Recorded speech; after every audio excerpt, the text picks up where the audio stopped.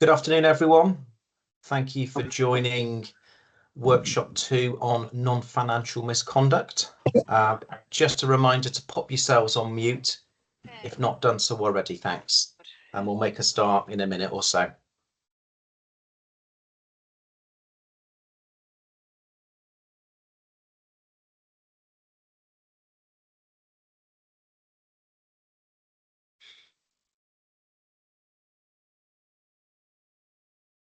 Oh, can everyone else hear me okay? We can. Yes, I can hear you. Okay. Yep. Maybe do the usual leave and join again, Vanessa, see if that works. You love Teams, don't you, we all really? Hello. Just leaving you, sorry.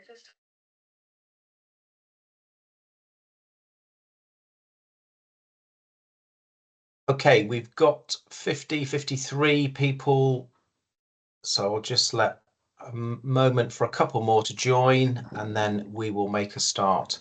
As I said, just a reminder to please put yourselves on mute if not done so already. Thank you.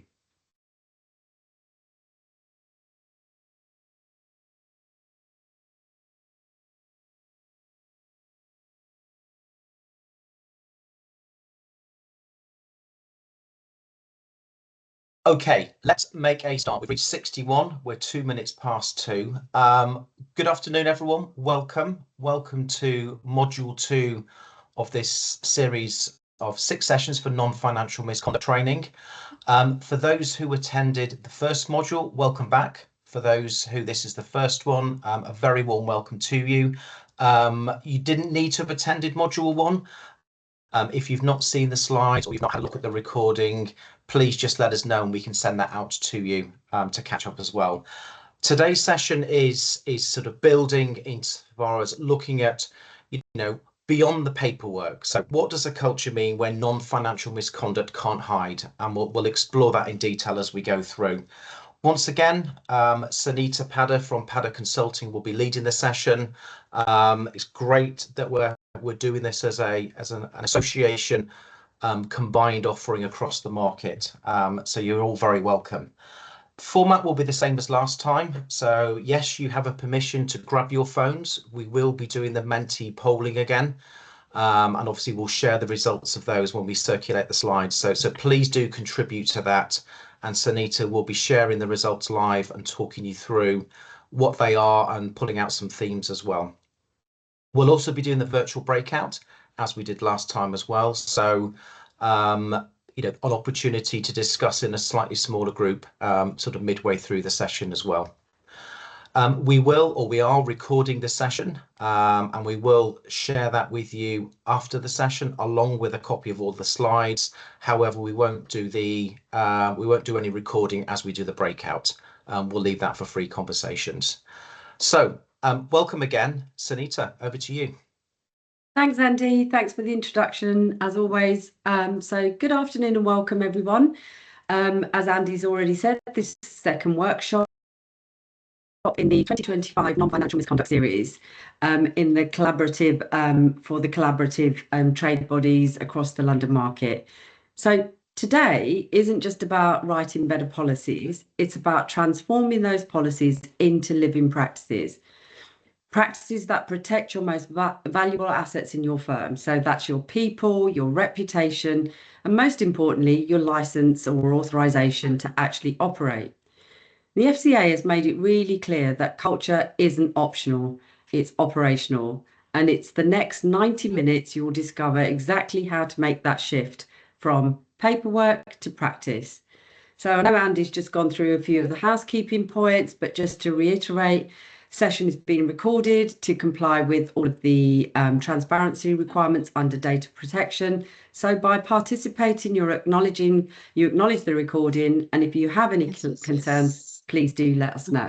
Can you find the dots quick enough? So please keep your microphones on mute during the presentation. When we move into the case study breakout sessions, you'll be able to unmute to participate in those discussions. If you have any questions, please do pop them into the chat and we'll try and answer as many as we can at the end of the session. We did have a few that were submitted prior to the session, so we'll take those first and then we'll take as many as we can. If we do run out of time, as we did last time, we'll create sorry, Andy's just said the chat is not open for questions. I'll let Kieran or Pam sort that one out. So if we do run out of time, we'll create a FAQ document and share it with the trade bodies who will then circulate it and make it available via their websites. So what do you expect today? So we've got a presentation, we'll move into the case study sessions. So prior to registering for this workshop, you will have been asked if you were a large firm or a small firm. So dependent on whether you are a large firm or a small firm, you have been allocated to the appropriate case studies.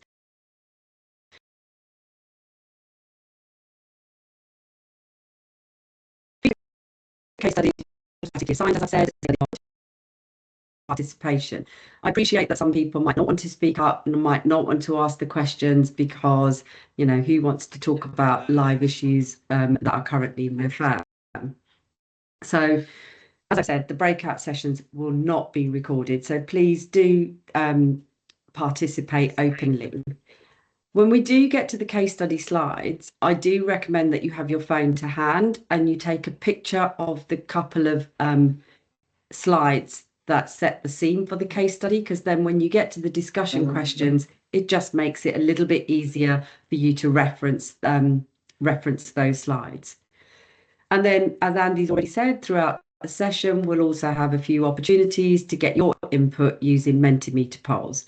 So again, have your phones nearby so you can scan the QR code when prompted, because we'd really like to provide those insights back to you and back to the market as a whole. Shouldn't be expecting any interruptions today, so thanks for joining. So let's get started. So let me be clear about what makes today different from the usual compliance training. You're not here to tick boxes or collect templates. By the time you leave, we'll hope you'll have the tools and real practical ones to solve 3 key challenges. How to write policies people actually use, i.e. not just file them away or and ignore them. How to embed those policies into the systems you already have. So not just adding more admin or bureaucracy to your existing processes, and how to meet both legal and regulatory standards. So without tying yourself in knots, trying to satisfy both of these things. So this isn't just about staying out of trouble. It's about creating a workplace where good people want to stay, and actually where regulators can see clear signs of a culture that they can trust.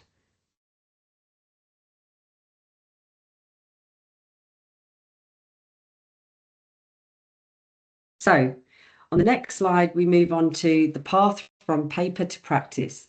So our journey today moves from intention to real impact. We'll start by unpacking what actually makes policies work, not just legally, but psychologically. Then we'll look into how to build reporting systems people actually trust enough to use, and not just systems that exist on paper. And then we'll look to explore how to embed non-financial misconduct into the systems and processes you already have. So you're not building parallel structures that no one's going to use. And critically, we'll talk about shifting leadership from passive sign-off to visible, active championship. I'll be asking you to get involved, to reflect, to challenge, and to apply this to your real world. Because here's the truth, the value of today isn't in what you hear, it's in what you change tomorrow. Oh, that thing. Sorry, I can hear some background noise there. So could I just ask you, thank you. We're now going to use Mentimeter for some quick interactive polls. So before we dive in, I want to get a sense of where you see the biggest vulnerability in non-financial misconduct frameworks. So in your experience, which gap creates the most significant risk? Is it the gap between what's formally documented and what's actually happens day to day? Is it the disconnect between leadership and leadership behaviour?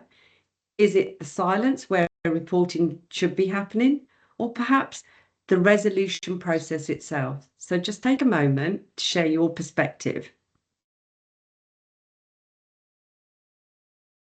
So as you reflect and respond to this question, consider not just the frameworks or the policies in place and how they translate into the real world behaviours.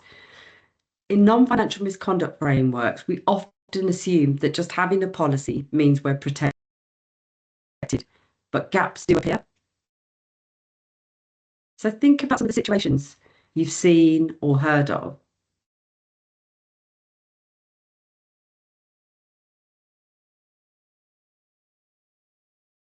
Because I'm pretty sure that any one of these gaps can erode trust and dilute accountability and increase conduct risk.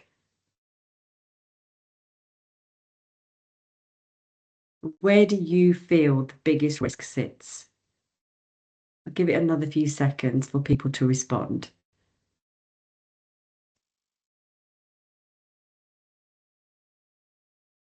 So we see that, right ahead is the between what leaders say and what they do. And this is particularly corrosive to culture when leaders' behaviours don't match their words. It undermines psychological safety and it makes it harder for the others to speak up and act. So people want to see that action. And then we've got a close second where we've got between what's written and what's practiced.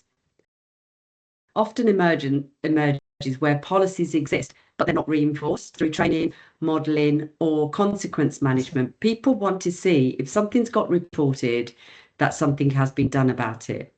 So it's a silent risk because on paper, everything appears to be absolutely fine and compliant. So again, no single gap stands alone. So these are often interconnected. And as we can see by the questions and some of the responses, but identifying where the most dangerous disconnect lies in your specific organisation, that's the first step in reinforcing integrity, trust and accountability. So thanks everyone for your responses.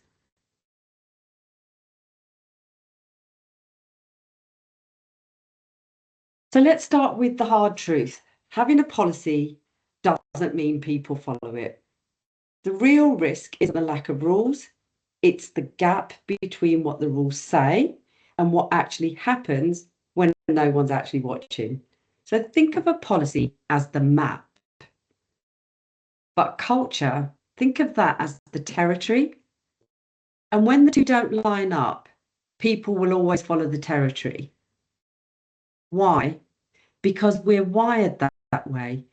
We learn by watching what gets rewarded, what gets ignored, what gets punished. That shapes behaviour far more than anything written in any handbook, any policy. So the work isn't just about writing clearer rules, it's shrinking that gap, aligning what we say matters with what visibly matters in the lived experience of your people. And that's what we're going to dig into. Let's just pause for a second on this one, because most of us have seen beautifully written policies.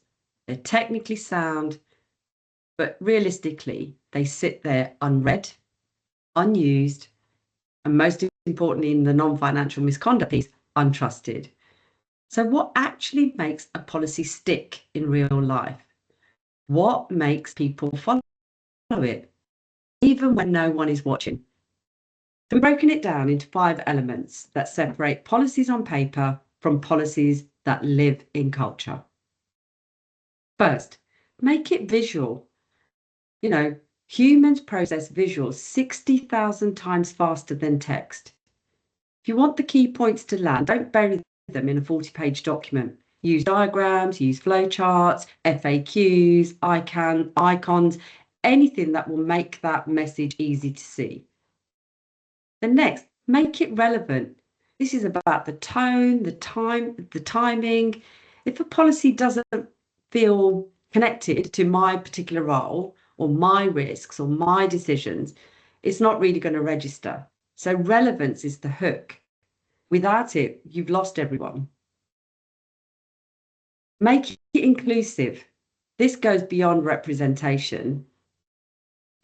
Were the people affected by the policy involved in shaping it? Were different lived experiences taken into account? Inclusion builds on legitimacy and it builds on trust. Let's make it actionable. A policy should tell you not just what's prohibited, but what is expected. What should I do if I see something?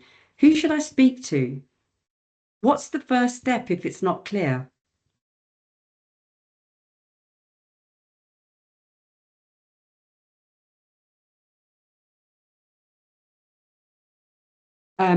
So even the most beautifully written policy means nothing without three things: regular review, consistent enforcement, and a transparent process. So let's be honest, most reviews are box ticking exercise tied to a calendar, not real checks of whether the policy actually works, but your people experience culture in real time and not just once a year. The firms that get this right build feedback into the rhythm of their operations. They do pulse checks, they do exit interviews, they have corridor conversations, all feeding into how the policies land and whether they stick. So updating these in real time, not just updating them an annual refresh or something that the regulator is expecting us to update. The second pillar, consistent enforcement. This is where credibility actually lives or dies. People are watching. Does this policy apply to everyone, or are there quiet carve-outs for top performers or senior leadership? Nothing erodes trust faster than a double standard. And thirdly, transparent process doesn't mean naming names. It means clarity. When something goes wrong, people need to trust there's a fair, visible process behind how things have been handled. If you go quiet, the rumour mill starts to fill the gap, and it's rarely kind. So here's the bottom line. Your policy is only as strong as your willingness to enforce it when it's hard, when it's messy, when it's inconvenient, and especially when it involves people with influence. So at that time, that tells your people what really matters here. Let's talk about one of the most common failure points in managing non-financial misconduct. And we talked about this in the first workshop, treating it like an HR problem rather than something that's a core business and regulatory risk. The kind of siloed thinking is exactly what allows misconduct to take root, because it's disconnected from the systems built to catch and contain risk. The firms getting this right are taking a very different approach. They're treating cultural health with the same seriousness and the same systems as they would any other risk: financial risk, operational risk. They're not running it on a separate track. They've moved culture metrics from the appendix of board packs to the executive summary. They've embedded non-financial misconduct into their existing risk frameworks, not layered it on the top as an afterthought, because here's the truth. The most expensive risks are the ones that don't look like risks until it's too late. The ones that cross your desk dressed up as a people issue or a performance issue, or there's been a bit of a personality clash, but are really signals of deeper harm. So ask yourself, would you manage financial risk in a system completely disconnected from your main risk framework? Well, if you're honest with yourself, of course you wouldn't. But that's still not how many firms handle non-financial misconduct. It's still in a silo. It's still with limited escalation. It's still a bit patchy.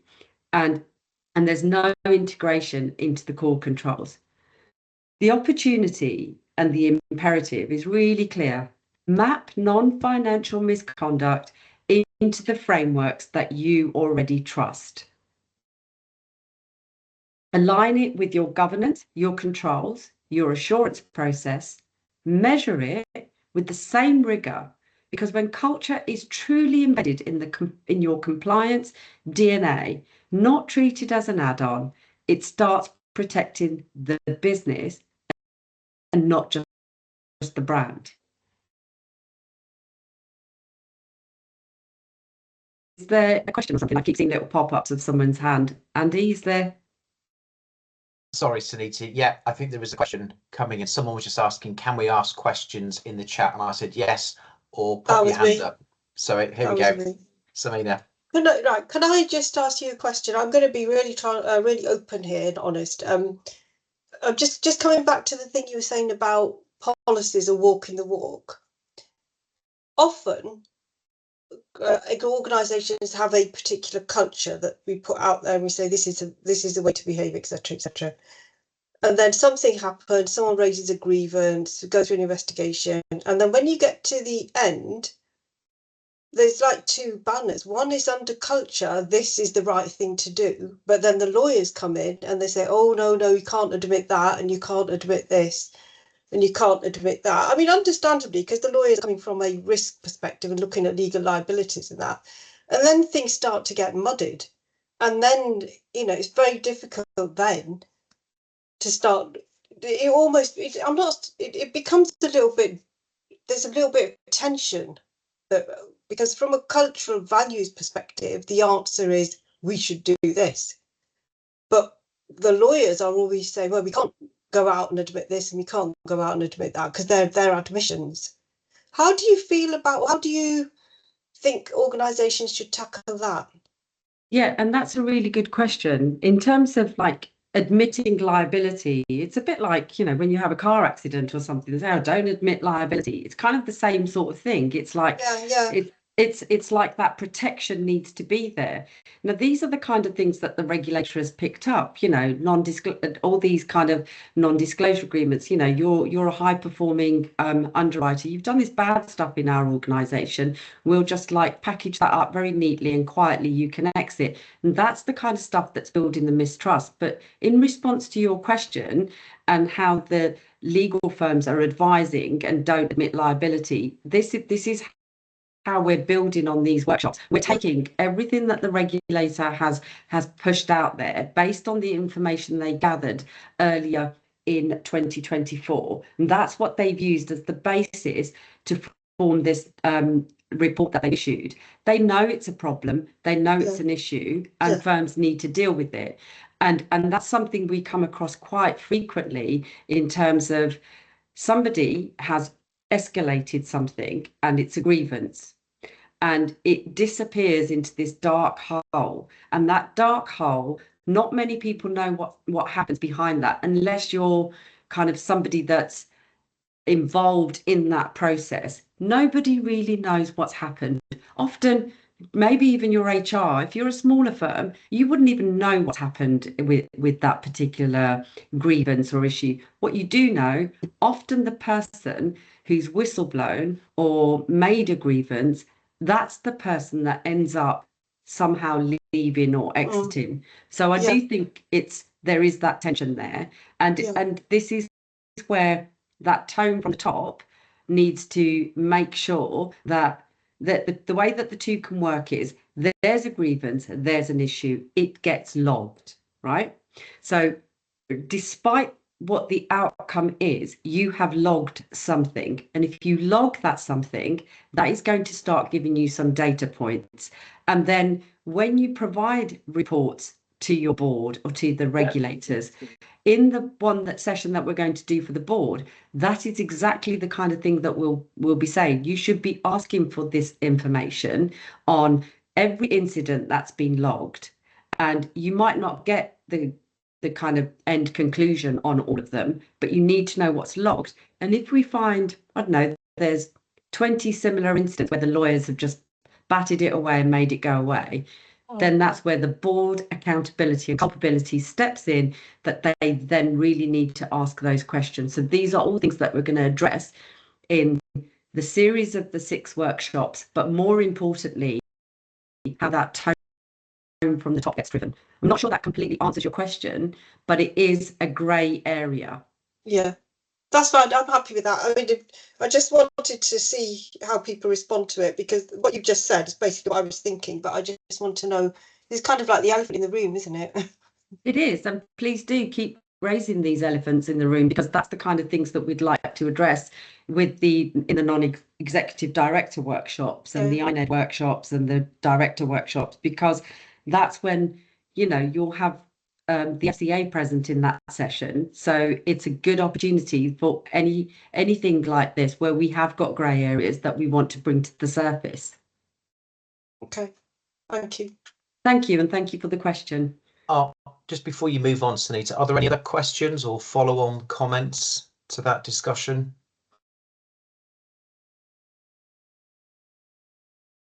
No, I think Yeah, okay hi, to sorry, I proceed. was Sorry, going to go raise on. something. Hi, Sunita, just a quick follow on. I totally agree with what you said, but in reality, the experience that we see is that something goes wrong, right? And it gets resolved with the non-disclosure. Very normal, very, very common in the city.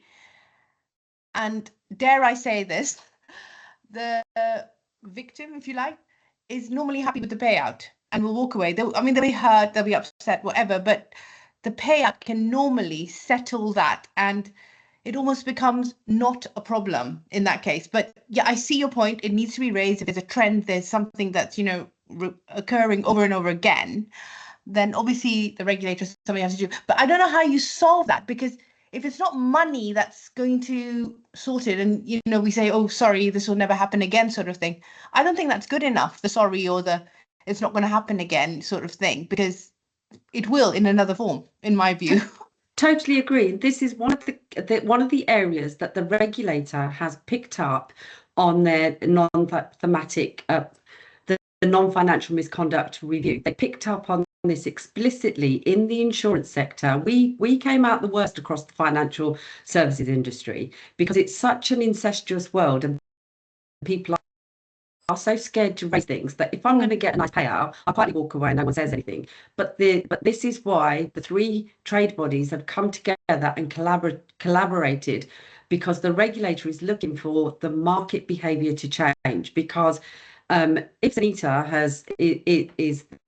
is the one that's kind of, I don't know, been bullying someone, and then Pam comes along and Pam says, this is what's happened, and I don't want Sunita to get found out. So and Pam will, you know, will just quietly give her some money, and she can go away and she can find another job. She'll find another job, but this behaviour that Sunita's got is going to continue with other people. So how do we deal with that? The way in which we deal with that is we have to make sure that every particular grievance or whistleblowing alert or anything is logged. Now, that is a responsibility of whether it's with HR, and it's the whistleblowing champion that should be asking those questions. And that's why it's a mixture of things. It's not just one tool. So it's not just having your whistleblowing line. It's not just having a grievance policy. It's making sure you have an exit interview. It's making sure individuals can be honest in those exit interviews.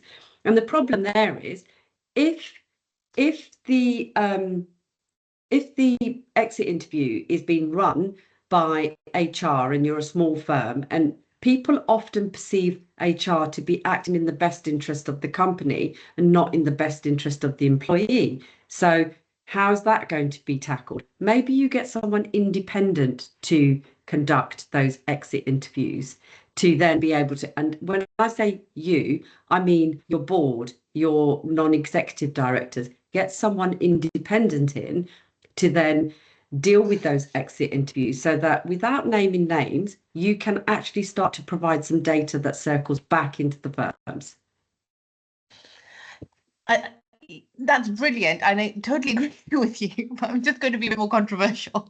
So I'm aware of a circumstance where that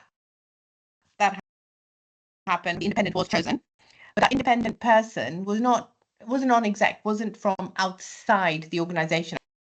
I get the point of bringing in somebody from outside. I think that could work really well, but bringing in somebody who was not a non-exec, and who was friends with the bully person or whatever you want to call them, right? And it was the strangest thing, because the answers were not you could tell that there was something going on here. But I'm just trying to raise the point that this is all great stuff, but it's so difficult to resolve, I think. So why not? So why, in that situation, does the individual, under the conduct rules that we're all obliged to follow, you have an open path into whistleblowing to the FCA or the PRA? That whistleblowing line is on. If you don't, so the reason why these external whistleblowing lines are there is to investigate any issue that is identified that has not appropriately been dealt with at a firm. So if you raised an issue and you've been paid off and you've been told to go away and never talk about it again, and then that bully remains in the firm, you should still be able to whistleblow to the FCA. And that is what the regulator is trying to get to the bottom of. If you do not trust anything else in your firm, i.e., you don't trust your HR, you don't trust your INED, you don't trust your CEO, you don't trust your line manager, you don't trust your colleagues, then that's why the whistleblowing process is there. And Lloyd's also has that channel. You can report things anonymously, but people aren't utilizing those because of fear of retaliation. But there is no comeback on you as an individual. You can anonymously whistleblow if you have been through that whole process where you have no trust in a person, a policy, your peers, your HR. That's really useful to hear. Thanks, Anita. Can I suggest, Samina, I can see you've got your hand up. I can see your question in the chat. Can we just put that to one side and we'll deal with this at the end? I'm just mindful we don't want to lose track of time and not cover off significant parts of the content. So but thank you for your question. Thanks. Sunita, do you want to move on? Yeah, thank you. Right, so when worlds collide, so managing this triple threat. So one of the trickiest parts of managing non-financial misconduct is the incident. So 3 lenses, multiple risks. So what might show up to you as a conduct concern looks different depending on who's looking at it. So we're just kind of reiterating some of the conversations we've had. So HR sees it as an employment risk, compliance sees it as some regulatory exposure, comms see it as a reputational landmine. So let's make this real. Say a senior leader is accused of bullying. From an employment law perspective, if protected characteristics are involved, you've got the Equality Act exposure. Even if not, you still have to ensure a fair process under the Employment Rights Act. So that's the HR bit. From a regulatory standpoint, the same behaviour could trigger breaches of FCA conduct rules. So that creates SMCR implications and also raises flags under the Principle 11 disclosure duties. So any SMF who witnesses something that isn't being dealt with correctly has an obligation under the Principle 11 disclosure duties to disclose that to the regulator. And then you've got the reputational angle from your marketing colleagues. How can we handle this case and what kind of message is it going to send? What kind of message will it send to your people, to your clients, to the regulator? What if it gets out into the press? So here's the catch. Each lens moves at a different pace. It holds a different threshold and drives a different instinct. Legal wants thoroughness, regulators want speed, and comms want clarity. And often they want all of that at the very same time. The firms that manage this well don't treat it like a tug of war. They build processes designed to satisfy all 3. So that means getting legal, HR, and compliance around the same table from the starting point and documenting the decisions with an eye towards scrutiny. So looking at it from every single angle, accepting that even if an issue enters through one lens, it's going to be judged through all 3, because ultimately managing triple threat isn't about compromise, it's about how it's coordinated.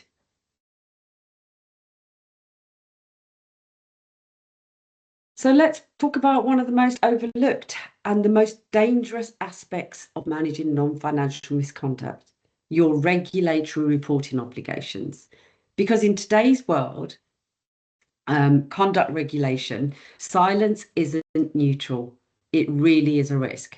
So, as I've just mentioned, Principle 11, that's not a suggestion. It requires firms to deal with the FCA in an open and cooperative way, which means you have an obligation to proactively disclose anything they'd reasonably expect to know.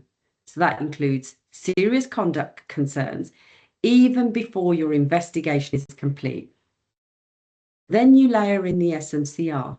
Now, we're not just talking about organisational responsibilities. Now we're moving into that territory of personal accountability. Senior managers can be held individually responsible for cultural failings in their areas. And then you've got the certification regime that adds further weight. You need to assess and evidence fitness and propriety. Let's not forget, it's not a one-off. It's not just once a year, but this needs to happen on an ongoing basis. So what does that include? Judgment, behaviour, integrity. And here's where many firms do get it wrong. They wait. They hold off reporting until everything's buttoned down, statements have been collected, facts have been confirmed, legal have given it the all clear. But that's not how the obligation works. You don't need the certainty to report. You need to have reasonable concern. And the clock starts the moment that concern arises, not when you've done your investigation, you've got the report, everything's finalised. No, the clock starts at the point of investigation. So this is where your judgment really comes into it. There's no checklist that tells you exactly when to disclose, but that's why you need a clear, repeatable process. Who makes that call? What threshold triggers it? How often or how is that decision documented? Because here's the truth.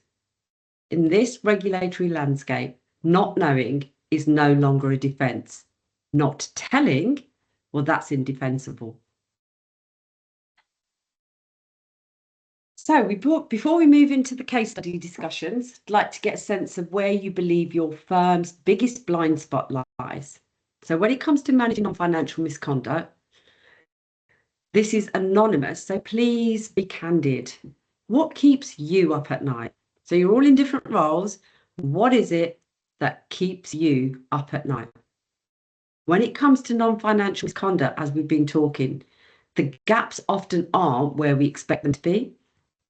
So sometimes it's not just about having a bad policy, it's about having one that no one ever talks about, one that's there, but no one ever reads it.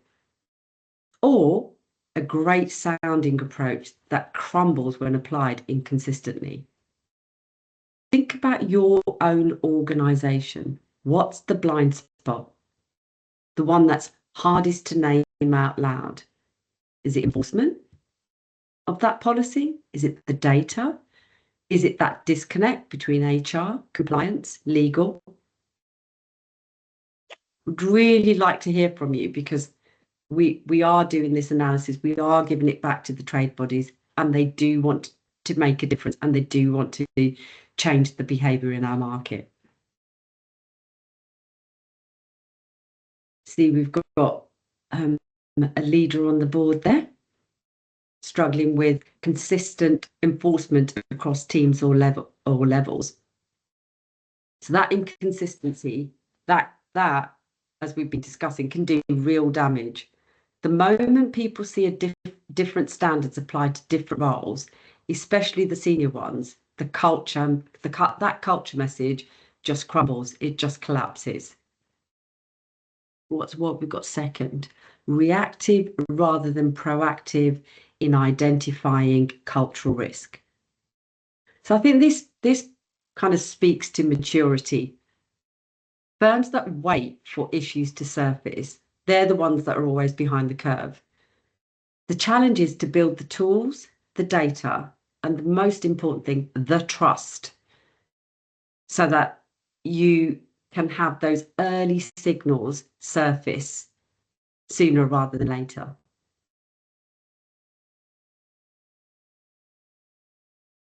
That's really good. Thank you so much for your honesty on this. But look, there's some of them, you know, these results, how closely they echo patterns we see across not just our own firms, but across the industry.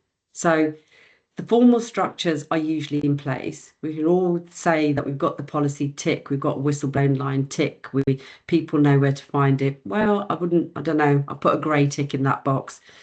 But it's the lived experience, the operational integration that the cracks start to show. So as we now move into the case studies, keep in mind these vulnerabilities and look for the practical, tangible ways that we can start to bridge some of these gaps. It's not just about the policy, it's about the real behaviour and the culture. So, as I've said, now it's going to be your turn to take the lead. You'll be split into two groups, small firms and large firms, based on your organisation size, like I said at the beginning. So we're about to move from principles to practice by examining what happens when cultural frameworks fail in the real world. So now's an opportunity to bring some of those questions that you've got to the surface and have a kind of good debate. You've been divided into two groups based on the size of your firm. Those of you from smaller firms will be exploring a case study, a smaller case study, like what it means to be a part of a small firm and how you deal with issues and some of the challenges. And those from larger firms will look at somewhere where they've got robust policies on paper, but weak implementation in practice. So in the breakout rooms, really want you to dig deep and look to bring to the surface some of these failures, some of these issues. Don't just identify what went wrong. Have a look at it. Why did it happen? And what specific actions could have prevented it? And pay attention to the early warning signs that may be missed. So we'll all have 20 minutes out of the main room into our little rooms. So the goal isn't to critique these firms, it's to recognise where the vulnerabilities exist. So when you go into your rooms, come off mute once you're in the room and really do get involved in the discussions. The more you share, the better and more useful the session will be for everyone, because the more we can kind of write up and feedback and start to change some of these things. We want to know how big the problem is or not. So we'll try and give you a 5-minute warning before the session ends so that we can wrap up any discussions in good time. So if you're moving to a large firm, you're coming with me. If you're going to a small firm, you're going with my colleague Stuart. And don't forget, take some pictures of the case study itself so you can actually reference that. So see you all soon. Hopefully the tech works. So fingers crossed that the technology behaves. So see you very shortly.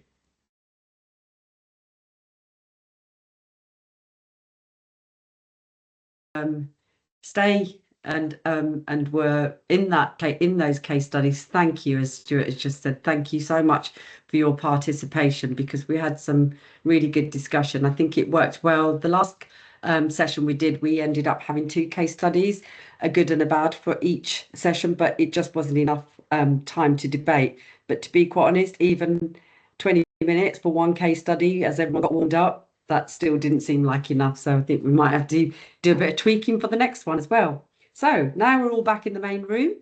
We've just had a look at the 2 very different case studies, one for a small firm, one for a large, each with its own unique structures and cultures, but facing the same fundamental problem, that gap between the formal expectations and the lived experience.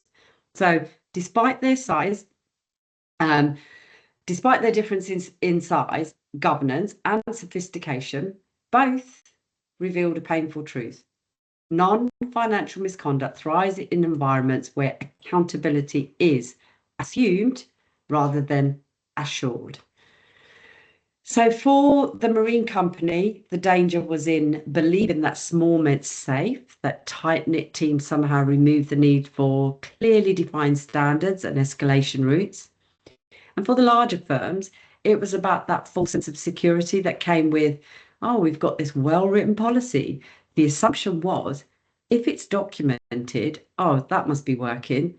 So both cases point us to the same core lessons.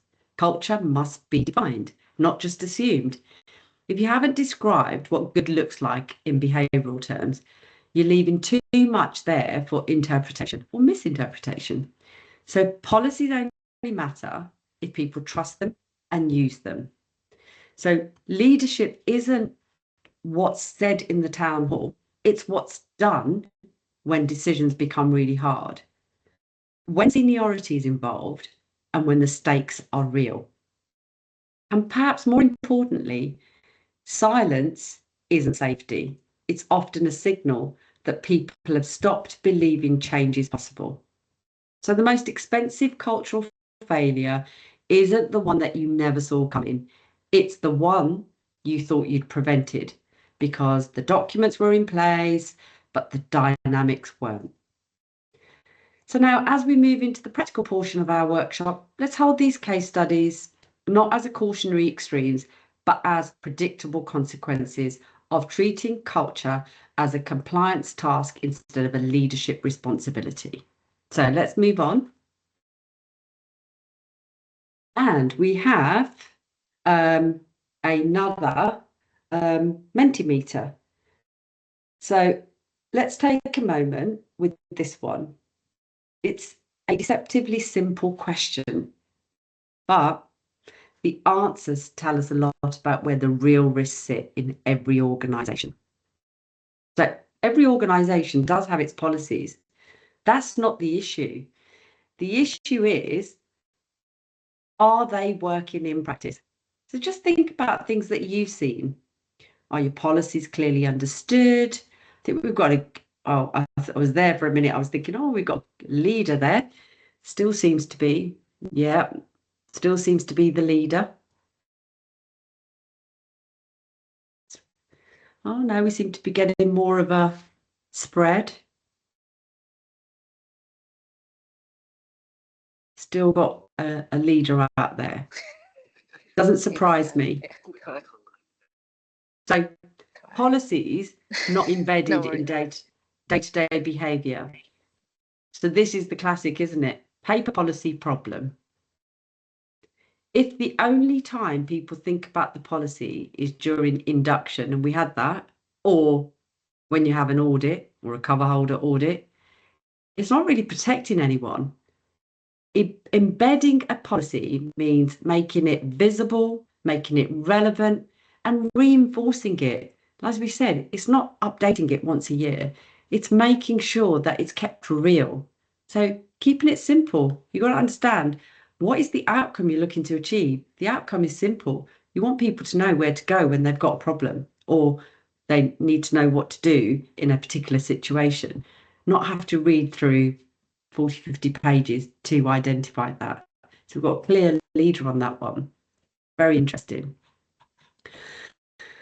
So moving on.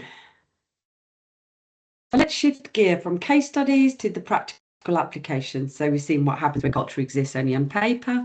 Now let's explore what does separate firms that falter from those that thrive, especially when it comes to non-financial misconduct. So the difference, as we've already said, isn't just about having those policies. It's about whether people trust those policies, whether they actually use them, and more importantly, whether they see them lived and embodied by leadership. Next couple of slides will contrast the warning signs of vulnerability with the indicators of resilience. So giving you a practical framework for assessing your own organisation's cultural health. So if we move forward, so let's get specific about the warning signs that your cultural framework may be at risk, despite having all of the policies in place. So we've just heard, we've got the policies, but it's the embedding that's the problem. So the first and most critical warning sign is, do gap in leadership. So when leaders talk about values, but make exceptions when it's convenient, they're not just undermining one policy, they're undermining the whole system of trust. Your people don't just hear what leaders say, they notice what leaders tolerate, what they prioritise, and what they're willing to sacrifice when they're under pressure. We've all seen it, oh, that's not important. Something doesn't make a town hall meeting or something doesn't get addressed and it hasn't been communicated. We've all seen it. The second warning sign is when your policies exist, but the tools to implement them don't. Now we've heard that from you. You might have beautifully written statements about speaking up, but if your reporting channels are really obscure, are complicated, and not trusted, you've created an alibi, not a solution. And what's the third warning sign? That's when process trumps purpose, when following procedure becomes more important than actually addressing the harm. And we've all seen this, haven't we? No, you've got to raise that through that channel. That's not me. Don't send me an email. We've got a system to do that. So this happens when investigations feel like bureaucratic exercises rather than a genuine attempt to understand people and resolve the issues that they're raising. And finally, perhaps the most telling warning sign is when your data looks really clean, but sentiment doesn't. If your metrics show low reporting rates, while your exit interviews and engagement surveys tell you a different story of unaddressed concerns you're experiencing, what psychologists will call pluralistic ignorance, where everyone knows there's a problem, but everyone thinks they're the only ones who see it. These warning signs aren't just compliance risks, they are cultural canaries in the coal mine. Addressing them isn't just about avoiding regulatory scrutiny, it's about creating an environment where your best people want to stay to do their best work.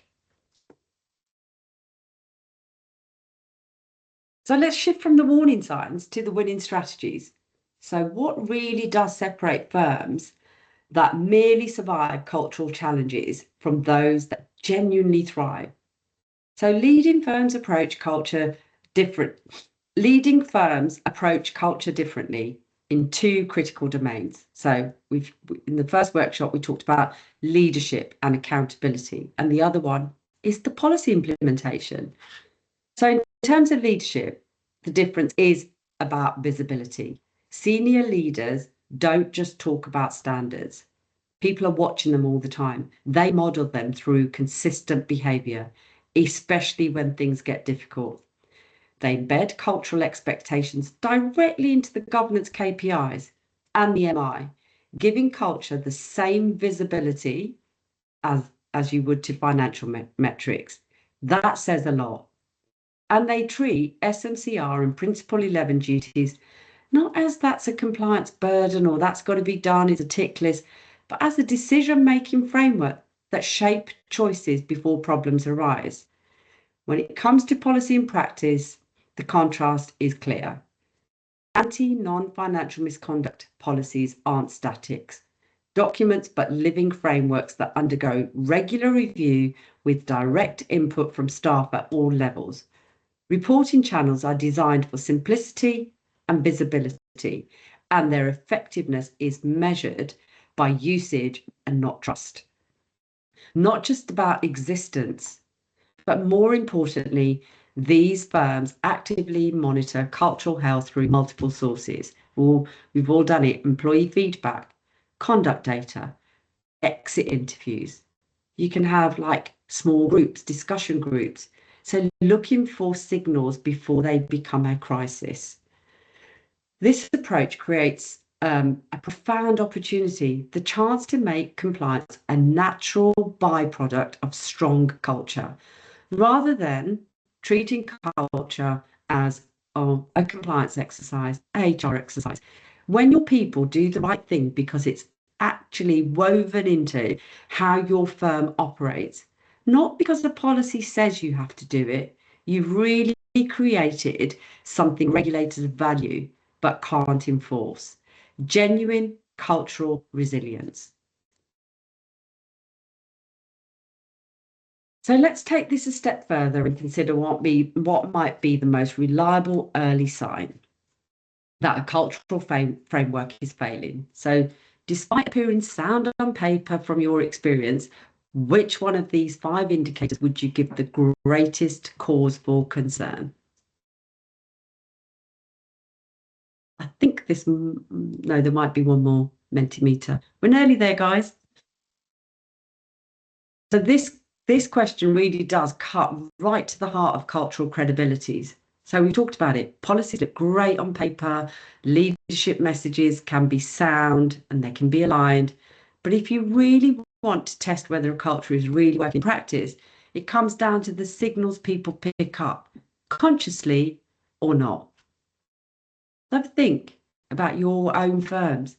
Are staff referencing policies? Because I actually use them, so let alone read them. Do your reporting channels feel like a safe option? Do people trust that? Or is that genuinely, that last resort option? What's your MI look like? Is it about a lived experience? Seriously, just go with your gut on this one. Which of these options could make you stop and think this culture might be failing quietly? As I said, we're not going to know who said what, but it'd be really good, interesting to hear from you.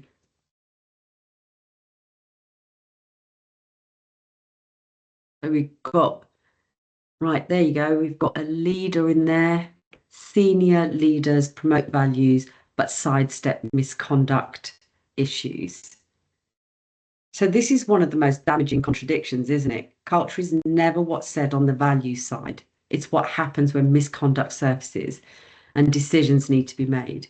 When leadership sends mixed signals, people do notice. As I said, people watching all the time. And then we've got our second place goes to MI. Yeah, MI highlights strong policy coverage, but weak employee sentiment. So this is your dashboard's version of everything looks fine on the surface, nothing to see here. But if sentiment scores are low or engagement is falling, while governance reports show a sea of green, there is really a mismatch worth probing here. So looking at those indicators. And it's that slow erosion of trust, like we talked about, trust, clarity, and safety that signal a cultural framework is no longer working in practice, even if it just looks good on paper. So thank you all. Let's canter forward because I'm just doing a time check. We haven't got very long. So now let's turn to solutions, starting with how to design policy that people actually use rather than ignore. So the goal of policy development isn't just to create these impressive regulatory compliant policies. It's about providing clear leadership. Effective policy isn't about sounding smart or really comprehensive. It's about being understood, trusted, and lived in the day-to-day reality of your firm. So in the next slide, we'll have a look at how to transform those policies into practice. So getting the policy right isn't about legal perfection. It's about human connection. So what is it that people actually look at and follow? So speak human, not legal. So if people can't understand your policy, they genuinely won't follow it. So strip out the jargon, plain English and inclusive language that mirrors how people actually talk, not how lawyers would draft it. So a policy written in a natural language is more likely to be remembered, shared, and used. And then co-create, don't dictate. People are far more likely to respect a policy if they've had a hand in shaping it. So bring some of those employee forum groups together, liaise with your risk, HR, and legal colleagues. So bring in all those different voices. So not just about the roles, people at different levels, different voices, junior team members. Try and spot where your blind spots are, i.e. how can you get people more engaged in reading the policy or a process or a procedure and actually practicing it. And a good policy doesn't just say you can report it, it shows how to, who to, what happens next. So if it takes three clicks, 2 portals and a PDF search to find the reporting route, well, that's just too far away. The moment someone needs a policy is exactly when it should be most accessible. And then the strongest policies don't just mirror regulation, they also reflect the values. When people understand why something matters, when it ties to a purpose, not just compliance, That's when they move from passive adherence to active commitment. So as you review or rewrite your policies, come back to this. A well-written policy doesn't just protect your firm, it's going to empower your people. So writing a policy is just the beginning, that's not the end. Embedding policy means weaving it into the rhythm of how people will work, the accountability structures that govern the decisions, and the visibility that reminds people what good looks like. As I said before, not just once a year, but every day. Launch the policy and make sure it shows up in conversations, in your workflows, in leadership behaviour, and those subtle cues people take from that whole system around them. So let's go and explore some more kind of compliance on paper from culture into action. So what does that mean? As we've said, making it real. Even the strongest policy is only as good as the system. Appoint a sponsor, normally an SMF, because every policy needs an owner. And this should be coming from your first line, not just HR or compliance. Why? As we discussed before, culture is everyone's responsibility, but it needs to be someone's specific accountability. Create a realistic review cycle, whether it's annual, risk-based. So, because outdated policies don't protect, they're going to expose you. Turn that awareness into a conversation. So a one-off policy drop won't shift behaviour. People don't change because of a PDF. Embed that message. And we heard from some of the colleagues around, you know, whether you attach conduct behaviour to remuneration. There are other ways to do that as well. But focus on that, on the expectations, the escalation as well as the consequences, because people remember the stories, those case studies. And build a feedback loop. Don't keep it as a static policy. Make it more dynamic, really embed it into the DNA of your culture. Use real-time feedback, use input, post-incident reviews, some pulse checks. I know there's a lot of surveys, lots of pulse checks that go on in the market, but use it and use it as an opportunity to reflect on your own framework, because this will require some rhythm, some visibility, and some responsiveness. The right champion can turn that intent into momentum, so that what you've got, you'll use it and you can build from there. So stronger, 4 questions every board should ask. This isn't about asking these questions, it's more about able to answer them with confidence and evidence. Are your policies aligned with current expectations? It's not enough to have a policy on file. Boards need that assurance that those policies are regularly reviewed, they're aligned with the evolving standards, employment law, SMCR, FCA guidance. So what passed 5 years ago may not be sufficient today. That alignment needs to be documented, tested, and evidenced. Do your escalation routes clearly distinguish between HR and whistleblowing? This really is a common blind spot. Many assume staff can tell the difference, but fear, confusion, or unclear communication does often blur those lines. So if the wrong route is used, certain concerns can be misdirected, or left unprotected under regulation. So the board's role is really to ensure these pathways are distinct, visible, and consistently applied. Is FCA Principle 11 embedded into your governance reflexes? So the question isn't just, do we need to report it, or do we report early enough? Boards should expect to hear not just about reportable events, but about the judgment behind what is or isn't escalated. So the mindset really should be, is this something that the FCA would expect to know about?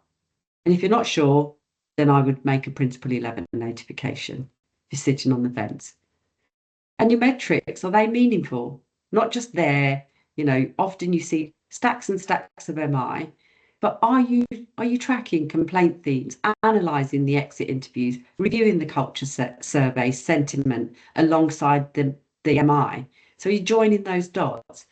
The real test is whether that data is driving insight and action and not just being reported. Because remember, culture isn't just tone from the top, it's also what the top listens to, acts on, and demands accountability for.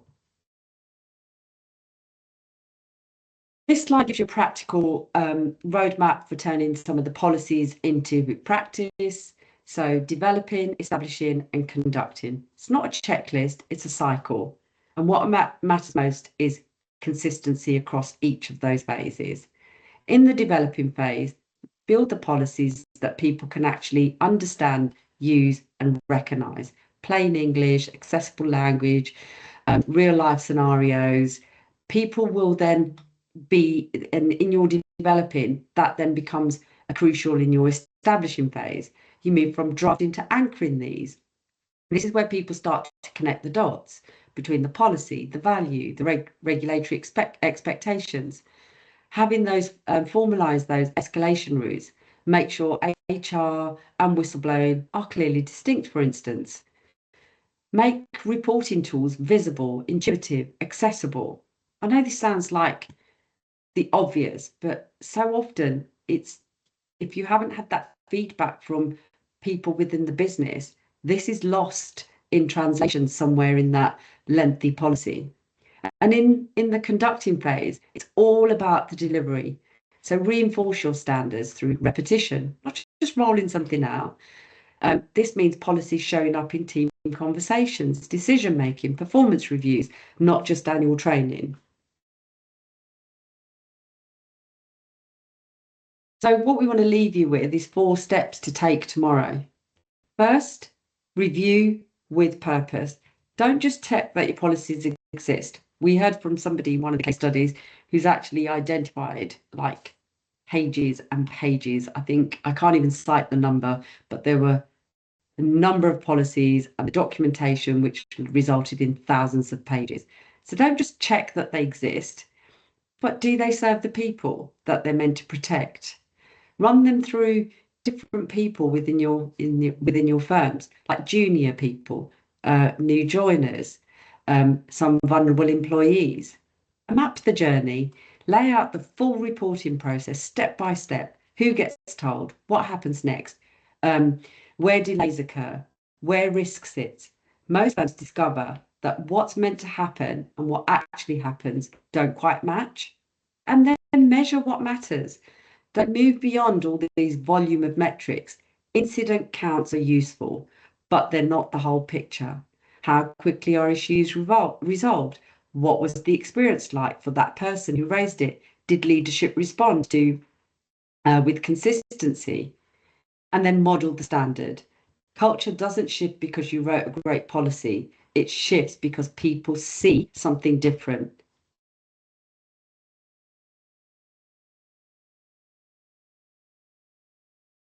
So for those who want a more structured path, this simple process: assess and align,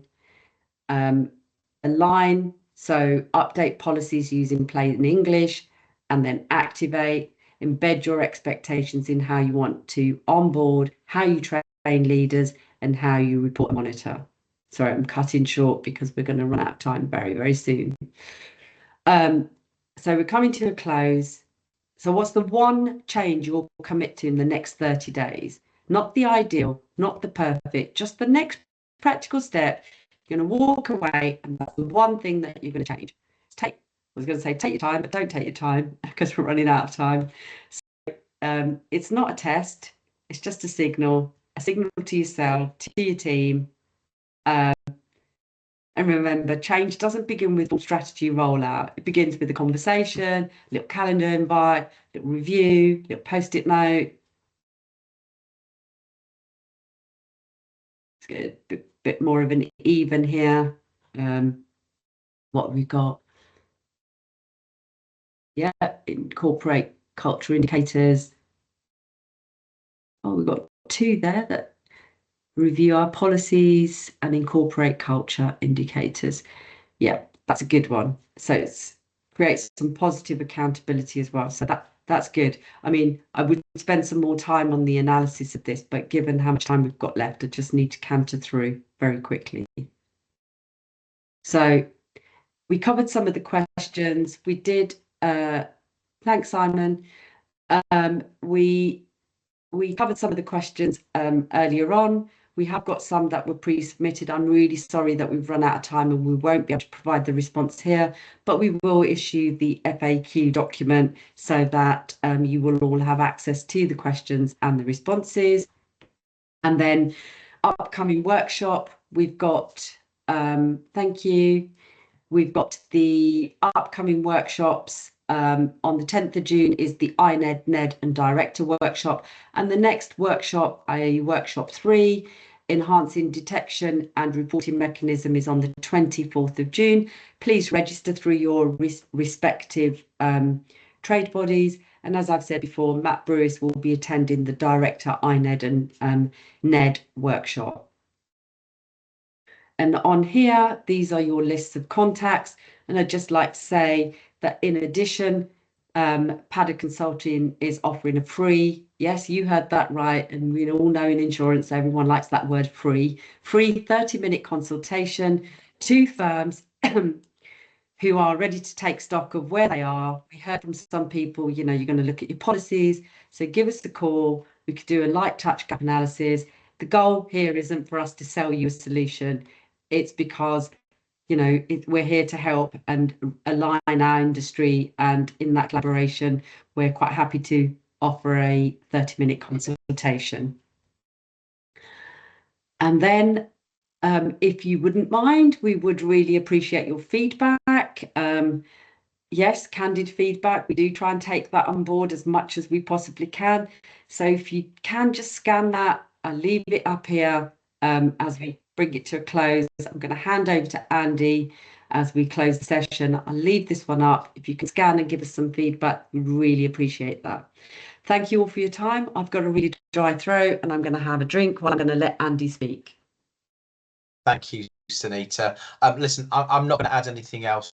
Once again, Sunita, thank you very much. And to the wider Padda Consulting team, another great session. I was really just going to reiterate the upcoming dates. Sunita's just done that. Apologies, there were some tech gremlins as we did the breakouts. We'll look at that for next time. But thank you again for attending. As Sunita says, please just take a moment just to fill out that feedback QR code. We do take on board the feedback and genuinely we're asking that for the right reasons. But I'm mindful we're a couple of minutes late, so thank you again and see you next month for module 3.